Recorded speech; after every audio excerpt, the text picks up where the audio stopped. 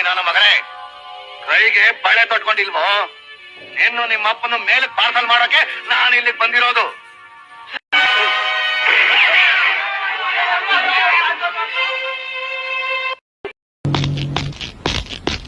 Hi Baldev.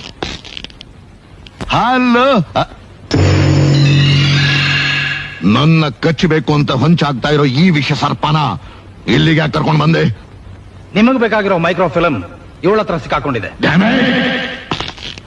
ನನ್ನನ್ನ ಸರ್ವನಾಶ ಮಾಡಬೇಕು ಅಂತಿರೋ ಇವಳ ಕೈಯಲ್ಲಿ ಮೈಕ್ರೋ ಫಿಲಂ ಕೊಟ್ಟಿದ್ಯಲ್ಲ, ಬುದ್ಧಿ ಇದೆಯಾ ನಿನಗೆ?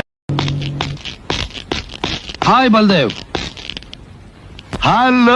ಯಾರ ಕಣ್ಣಿಗೆ ಬೇಕಾದ್ರೂ ಮಣ್ಣೆರ್ಚಬಹುದು, ಆದ್ರೆ ಆ ದೇವರ ಕಣ್ಣಿಗೆ ಮಣ್ಣೆರ್ಚೋಕೆ ಯಾವನಿಂದನೂ ಸಾಧ್ಯ ಇಲ್ಲ. ಅವನೇನಾದ್ರೂ ಚಡಿ ಕೊಟ್ಟ ಅಂದ್ರೆ ಕಣ್ಗೂ ಕಾಣಲ್ಲ, ಶಬ್ದನೂ ಕೇಳಲ್ಲ, ಆದ್ರೆ ನೋವು ಮಾತ್ರ ಅಯ್ಯೋ ಅಮ್ಮಮ್ಮಮ್ಮಮ್ಮ ಅಂತ ಇರುತ್ತೆ. ಯಾರ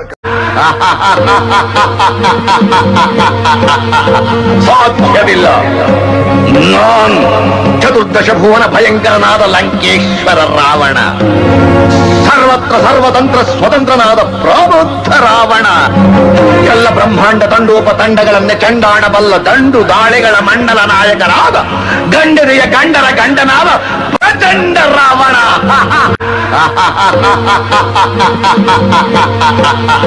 ಇದೇನ್ ಇಲ್ಲಿ ನಿಂತಿದ್ದೀರಾ?